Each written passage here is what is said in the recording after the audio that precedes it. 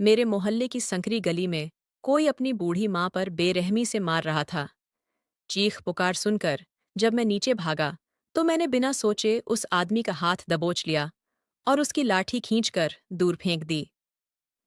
यह घर हमारे स्कूल के प्रधानाचार्य श्री रघुनंदन प्रसाद का था और जिस महिला को पीटा जा रहा था वह उनकी वृद्ध पत्नी यानी उनकी विधवा थीं। उनका चेहरा और सिर बुरी तरह फट गया था। मैंने उस नालायक बेटे को एक तरफ धक्का दिया और तुरंत मांझी का सहारा लेकर अपने छोटे से कमरे में ले आया। मैं अर्जुन, उम्र 27 साल, बेहद गरीब इंसान हूँ। कुछ ही दिन गुजरे थे कि मेरे घर का माहौल जैसे अचानक बदलने लगा। मैं समझ ही नहीं पा रहा था कि इतना सब क्या हो रहा है। तभी एक सुबह बिना कुछ बताए बूढ़ी मांझी कहीं चली गईं। मैं हैरान और घबराया हुआ था। कुछ दिनों बाद जब मैं पूजा करने एक पुराने मंदिर पहुंचा तो जो दृश्य सामने था उसे देखकर मेरे पैरों तले जमीन खिसक गई। उसके बाद की बातें सुनकर आप भी दंग रह जाएंगे, क्योंकि जब से वह औरत मेरे घर आई थी तब से अजीब अजीब घटनाएं होने लगी थीं। ऐसी बातें जो मैंने पहले कभी नहीं देखी थीं। मुझे इतना तो पक्का लग रहा था कि ये सब उनके आने के बाद ही शुरू हुआ है, लेकिन वह असल में कौन थीं और कैसे ये सब हो रहा था, इसका जवाब जानकर कोई भी चौंक सकता है। मेरी दुनिया में मेरा अपना कहने वाला कोई नहीं था। मैं बिल्कुल अकेला रह गया था। नौकरी भी छिन गई थी। मकान का किराया 3 महीनों से बाकी था और पेट भरने को भी कुछ न था। मैं भूखे पेट रात भर जागा पड़ा था। तभी आधी रात को गली से किसी औरत की डरी हुई पुकार सुनाई दी, बचाओ, कोई तो बचाओ। मैं तुरंत बाहर भागा कि कहाँ क्या हो रहा है। मेरा कमरा ऊपर पर था। नीचे उतरा तो एक खौफनाक नजारा दिखा। एक आदमी हाथ में डंडा लिए एक बूढ़ी औरत पर टूट पड़ा था। मेरे भीतर डर और गुस्से का अजीब मिश्रण उभरा। कोई इंसान कैसे किसी बेबस पर इतनी जुल्म कर सकता है। मैं दौड़कर गया, उसका डंडा छीन लिया और चिल्लाया, तुम्हारा दिमाग खराब हो गया है क्या? क्यों मार रहे हो इसे? वह चुप रहा। उसका चेहरा बड़ा अजीब था, न ज्यादा बूढ़ा न जवान। मेरी तरफ देखकर जैसे डर गया हो। वह बिना कुछ बोले अंदर भाग गया। मैंने घायल औरत को ध्यान से देखा और समझ गया कि यह कौन है। नाम तो सुना था पर कभी मुलाकात नहीं हुई थी। यह हमारे स्कूल के प्रधानाचार्य श्री रघुनंदन प्रसाद की पत्नी थीं। उन्हें हम सब बड़े सम्मान से याद करते थे। उनका अंतिम संस्कार पूरी शान से हुआ था, क्योंकि वे बहुत धार्मिक और उदार व्यक्ति थे। अब उनकी पत्नी अकेली विधवा रह गई थीं। मैंने उन्हें उठाया और सरकारी अस्पताल पहुंचाया। डॉक्टर ने बताया कि सिर और बांह पर गहरी चोट है। जो थोड़े बहुत पैसे मेरी जेब में थे वहीं खत्म हो गए। फिर मैं उन्हें अपने घर ले आया। रात भर पानी पिलाता रहा, पुरानी चादर से ढककर उन्हें सुलाया और मन ही मन डरता रहा कि कहीं वह जालिम आदमी फिर न आ जाए। मैंने खुद को समझाया, डर मत, तू इनके साथ है, किसी भी हाल में इन्हें अकेला नहीं छोड़ना। वे थक कर सो गईं। सुबह होने पर मैं काम की तलाश में निकला। मन में डर था कि कहीं वह आदमी मुझे रोककर ये न कह दे कि औरत मेरी बीवी है, उसे वापस करो। पर ऐसा कुछ नहीं हुआ। उल्टा वह रास्ते से गुजरा भी और मुझसे नजरें मिलाने की हिम्मत तक न कर सका। मुझे लगा शायद वह उनसे पीछा छुड़ाना चाहता था। मैं बाजार से उधार में नाश्ता लेकर लौटा। मैंने मांझी को आवाज दी, मांझी, कुछ खा लीजिए। उन्होंने कहा, बेटा, तेरा भला हो, लेकिन बाजार का खाना क्यों लाया? मुझे बता देता, तेरे लिए पराठे बना देती। मैंने कहा, घर में आटा तेल कुछ नहीं है और गैस भी खाली है, इसलिए बाहर से ले आया। उन्होंने पूछा, तू काम पर नहीं जाता क्या? मैंने धीरे से कहा, नौकरी चली गई, हालात बहुत खराब हैं। आप मेरे लिए दुआ कीजिए, शायद कुछ अच्छा हो जाए। उन्होंने सिर हिलाया और मुस्कुराकर आशीर्वाद दिया। मैं काम ढूंढने निकला ही था कि मकान मालिक रास्ते में मिल गया। वह बोला, रात को क्या हंगामा था? पूरा मोहल्ला जाग गया। मैंने कहा, अगर किसी औरत पर जुल्म होता दिखे और मैं चुप रहूं तो इंसानियत का क्या मतलब रह जाएगा? वह अब मेरी माँ जैसी हैं और यहीं रहेंगी। मकान मालिक थोड़ी देर चुप रहा, फिर बोला, ठीक है, अगर औरत का मामला है तो मैं कुछ नहीं कहूंगा। मैंने राहत की सांस ली। जिंदगी वैसे भी बड़ी मुश्किलों से भरी थी, लेकिन विश्वास था कि अगर भगवान ने मुझे किसी की मदद करने के लिए चुना है तो कोई न कोई रास्ता जरूर खुलेगा। तभी सड़क पर एक दुकानदार मिला। उसने कहा, आज मेरा मजदूर नहीं आया, दुकान में सामान रखना है, रख देगा तो पैसे दे दूंगा। टेम्पो में कई भारी डिब्बे थे। मैंने कहा, कर दूंगा। 2 घंटे में सारा सामान सजा दिया। मन में सोचा शायद 400-500 रुपये देगा, पर उसने सीधे 1000 रुपये हाथ में थमा दिए। मैं हैरान भी हुआ और खुशी से भर गया। सुबह घर से निकला तो जेब में 10 रुपये भी नहीं थे, और अब अचानक हाथ में इतने पैसे। जब मैं जाने लगा तो उसने कहा, एक और गाड़ी आने वाली है, उसका माल भी रख दोगे? मैंने हाँ कर दी। वह मुझे बिठाकर चाय भी ले आया। थोड़ी देर में दूसरी गाड़ी आ गई। मैंने उसका भी सामान उतार दिया। उसने फिर 1000 रुपये दिए। अब मेरी जेब में पूरे 2000 रुपये थे। दिल खुशी से भर गया। मैंने सोचा, घर के लिए थोड़ा सामान ले जाऊं। होटल का खाना खाने से माँ जी की तबीयत न बिगड़ जाए। मैं अक्सर 2 सूखी रोटियां और 50 रुपये का सस्ता सा तरकारी सालन लेकर ही दिन निकाल लेता था। मगर इस बार मैंने सोचा कि माँ जी के लिए खुद खाना बनाना चाहिए, इसलिए मैंने बाजार से जितना हो सके उतना साफ सुथरा और अच्छा सामान खरीद लिया, भले ही वह सस्ता ही क्यों न हो। मेरे मन में यह ठान चुका था कि छोटी से छोटी मदद भी कर सकूं तो वह मेरे लिए बड़ी बात है। चाहे समय कितना भी कठिन क्यों न हो जाए, मैं अब पीछे नहीं हटने वाला था। रास्ते में वही आदमी फिर मिल गया। लगता था कि मुझसे कुछ कहना चाहता है, पर कहने से डर रहा था। मैंने खुद रुककर पूछ लिया कि क्या बात है। उसने कहा कि जिस औरत को तुम अपने घर लाए हो, अगर तुम्हें उसके बारे में असली बात पता चल जाए तो तुम उसे तुरंत घर से निकाल दोगे। ये सुनकर मैं भड़क गया और पूछा कि आखिर ऐसा कौन सा काम करती है वह। मुझे भीतर से यकीन था कि यह झूठ बोल रहा है, क्योंकि जो आदमी अपनी माँ जैसी उम्र की औरत पर हाथ उठाता है, उससे भला क्या उम्मीद की जा सकती है।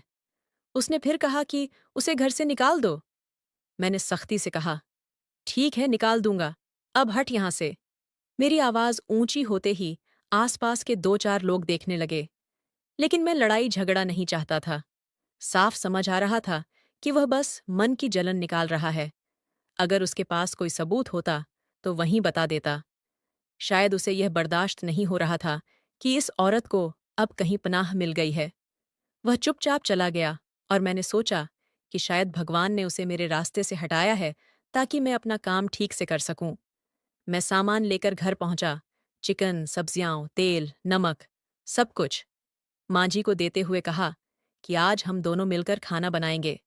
उनके चेहरे पर हल्की सी मुस्कान फैल गई और मुझे भी अच्छा लगा। मैंने हंसकर कहा कि आज पता नहीं कैसे अचानक काम मिला और दोगुनी कमाई भी हो गई। माँ जी बोलीं कि बेटा, यह मेरी दुआओं का असर है, आगे और भी बहुत कुछ देखेगा। फिर मैंने उन्हें बताया कि रास्ते में वह आदमी मिला था। उन्होंने धीरे से कहा कि वह उनका छोटा देवर है। बोली कि मैंने उसे बचपन से पाला था। शादी के समय वह 8 साल का था, कुछ साल हॉस्टल में भी रहा और फिर दोबारा घर आ गया। जब तुम्हारे मास्टर साहब का निधन हुआ तो उसने घर हड़पने की नीयत से मेरे ऊपर जुल्म करना शुरू कर दिया।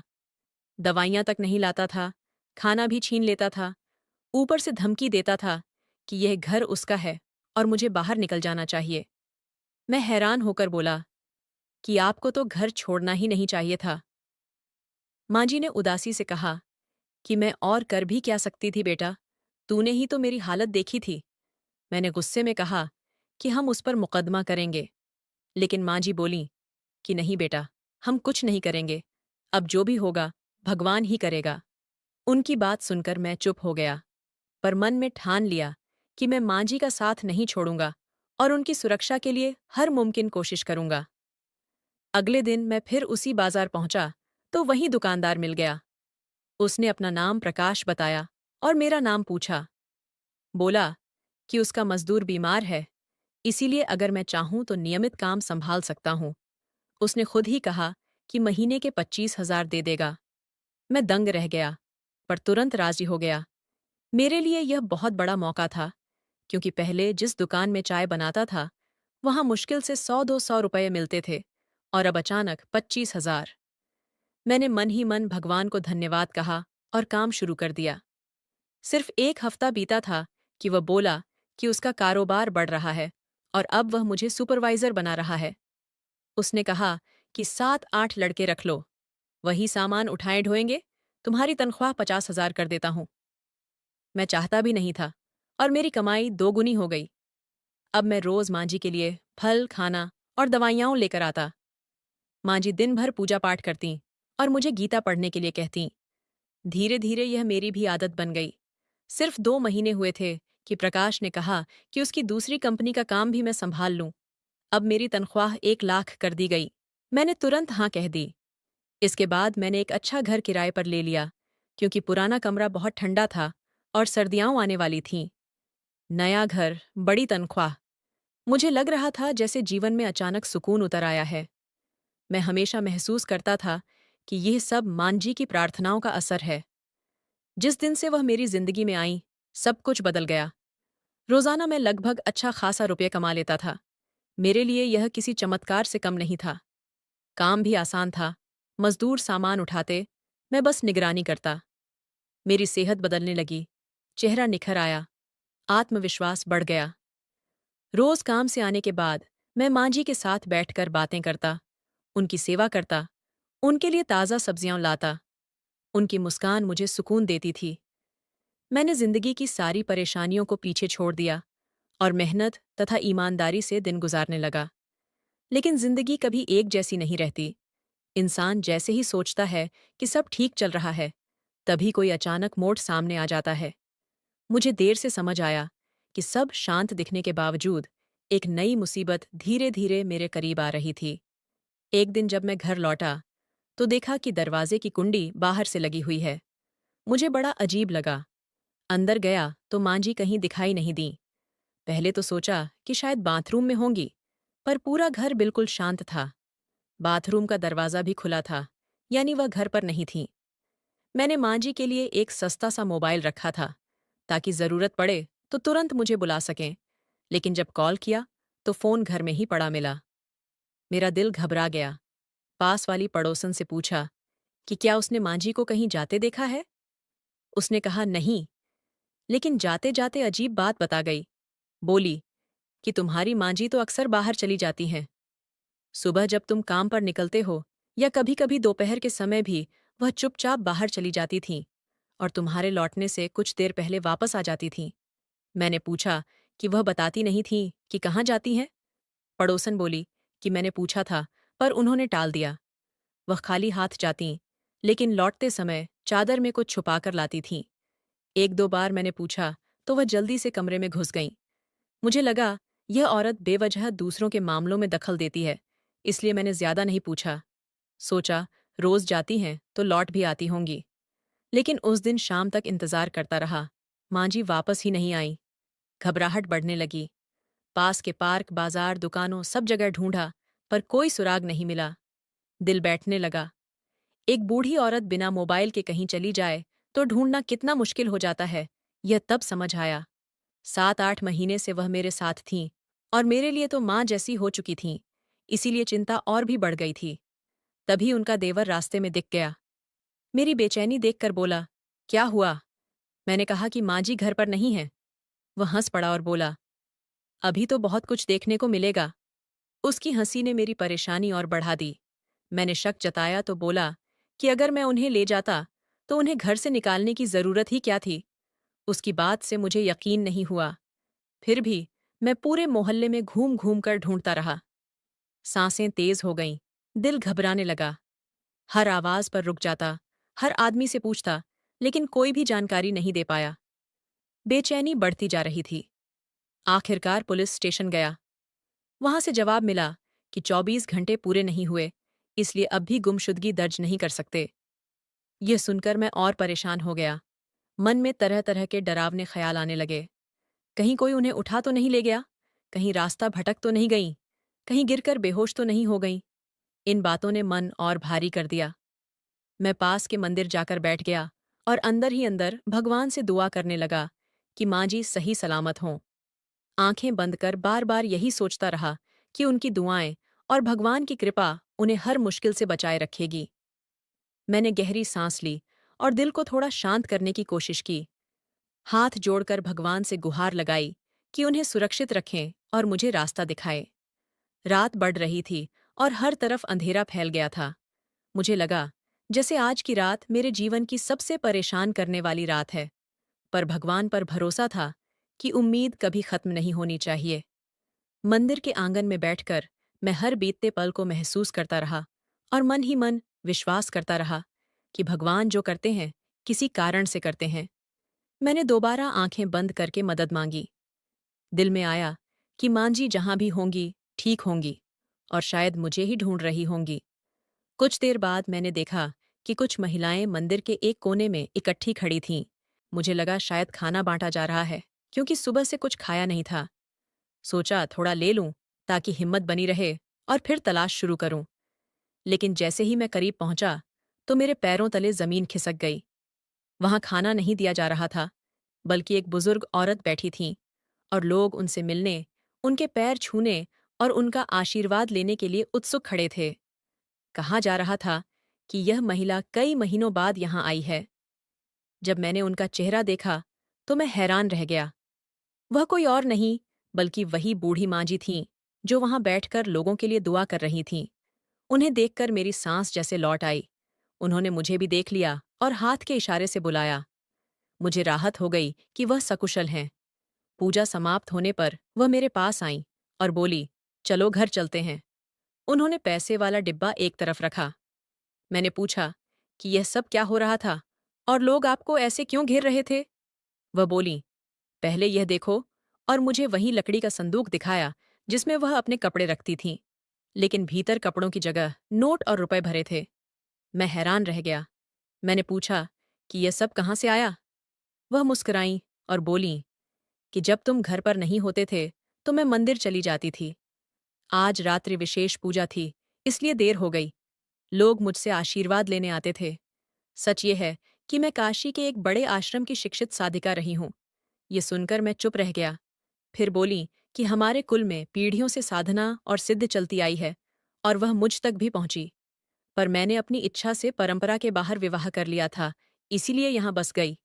तुम्हारे स्वर्गीय पिताजी ने मुझे सुख दिया और इन तांत्रिक विधियों को महत्व नहीं देते थे।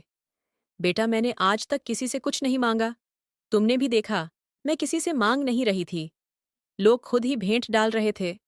हम तो बस भगवान की स्तुति करते हैं। हर प्राणी भगवान का है। कुछ लोगों की प्रार्थना में एक खास तरह की रोशनी होती है। अब विज्ञान भी मान रहा है कि हर इंसान के भीतर एक ऊर्जा प्रवाह होता है। कुछ लोगों की ऊर्जा इतनी शुभ होती है कि उनके आने से काम में बरकत होने लगती है और कुछ के आने से उलट असर होता है। बेटा, ये सब ऊर्जा का खेल है। विज्ञान कहे तो लोग मानते हैं, लेकिन जब हम इसे करिश्मा कहते हैं तो संदेह करते हैं। असल में यह सब ईश्वर का करिश्मा है, बुजुर्गों की दुआओं की ताकत है। मास्टर साहब इन बातों को बिल्कुल पसंद नहीं करते थे, इसलिए जब तक वे जीवित थे मैंने कभी इन विधियों का जिक्र भी नहीं किया। वे मेरे पति थे और मैं उनकी मर्यादा के अनुसार ही जीवन बिताती थी। लेकिन एक गांव की औरत ने मुझे एक बार देख लिया था। बाद में जब मैं इस शहर में रहने आई तो उसने मुझे पहचान लिया और उसके कहने पर ही मैंने बाहर जाना शुरू किया। मेरा छोटा देवर भी इन बातों को गलत नज़र से देखता था। उसे यही लगता था कि मैं रात के समय कहीं बाहर जाती हूँ और पैसे लेकर लौटती हूँ। वह इस बात को बिल्कुल गलत दिशा में जोड़कर सोचने लगा था, जबकि उसे यह तक नहीं समझ आता था कि मेरी उम्र क्या है और मैं एक अकेली विधवा हूँ। उसने मुझ पर ऐसे आरोप लगाए कि किसी को बताओ तो लोग पूछेंगे कि क्या कोई इतना बेरहम हो सकता है। मगर जब इंसान का इरादा खराब हो जाए तो वह कुछ भी कर बैठता है। उसे तो बस मुझे घर से निकालने का एक बहाना चाहिए था और इसलिए उसने मेरे चरित्र तक पर उंगली उठाई। उसमें अपने बड़े भाई जैसी कोई बात नहीं थी। लेकिन मास्टर साहब बड़े ही नेक दिल इंसान थे, बहुत स्नेह करने वाले, बच्चों से भी बहुत लगाव रखते थे। उन्हें संतान नहीं थी, इसलिए अपने शिष्यों को ही बच्चे मानते थे। उन्होंने कभी मुझसे शिकायत नहीं की, यह तक नहीं कहा कि संतान न होने की वजह मैं हूं। हम दोनों ही इस बात से अनजान थे कि समस्या किसमें थी। फिर भी हमने कभी लड़ाई नहीं की और जीवन अच्छे से गुजरा। बस यही एक दुआ थी जो पूरी नहीं हुई। मैं हमेशा संतान के लिए ईश्वर से विनती करती रही, लेकिन शायद दुआ किसी और रूप में पूरी होती है। मेरा छोटा देवर था, उसी को मैं बेटे की तरह मानती थी, क्योंकि विवाह के समय वह उम्र में छोटा था। मगर आगे चलकर उसने जैसा व्यवहार किया वह भी तुम्हारे सामने है। फिर ईश्वर ने तुम्हारे रूप में मुझे ऐसा पुत्र दे दिया जो मेरी चिंता करता है और मेरा साथ निभाता है। तो देखो ना, मेरी विनती पूरी ही हुई। मैंने उनसे कहा कि यह तो सच है कि जिस दिन से आप मेरे जीवन में आईं और आपने मेरे लिए प्रार्थना करनी शुरू की, मेरी किस्मत जैसे बदलती चली गई। मैं बेरोजगार था और आज पहले से बहुत बेहतर स्थिति में हूँ। उन्होंने कहा कि यह पैसे मैं तेरे लिए ही जोड़ रही हूँ। लोग खुद ही भेंट दे जाते हैं, कोई वापस नहीं लेता। मैं मना करती हूँ, लेकिन वे फिर भी रख देते हैं। इसलिए मैं भी इनकार नहीं करती। मेरा मन है कि तू अपना एक घर खड़ा कर सके, इसलिए यह सब तेरी ही भलाई के लिए जमा कर रही हूँ। मैंने कहा कि आपको इतनी मेहनत करने की क्या जरूरत है? वह मुस्कुरा दी और बोली कि इसमें मेहनत किस बात की? मुझे दूसरों के लिए प्रार्थना करना अच्छा लगता है। तुझे इसलिए नहीं बताया कि कहीं तुझे बुरा न लगे। मैंने कहा कि आप जब चाहें मंदिर जा सकती हैं, लेकिन जिस दिन मेरा काम नहीं होगा, मैं भी आपके साथ चलूंगा। आपका यूं अकेले जाना और पैसे का डिब्बा उठाकर वापस आना मुझे ठीक नहीं लगता। लौटते समय मुझे फोन किया करें, मैं ले जाया करूंगा। उन्होंने हाँ भर दी और प्यार से हाथ हिलाया। मैंने मन ही मन सोचा कि सचमुच ईश्वर ने मुझे ऐसा समय दिया है कि मैं अपनी माँ जी के साथ रहकर उनकी सेवा कर सकूं और उनके आशीर्वाद के सहारे जीवन के हर मुश्किल से राहत पा सकूं। तभी एक दिन वह छोटा देवर, जिसने माँ जी का घर भी हड़प लिया था, अचानक दरवाजे पर आया। वह रोते हुए उनके पैरों में गिर पड़ा और बोला कि मुझे माफ कर दो, अपना घर वापस ले लो।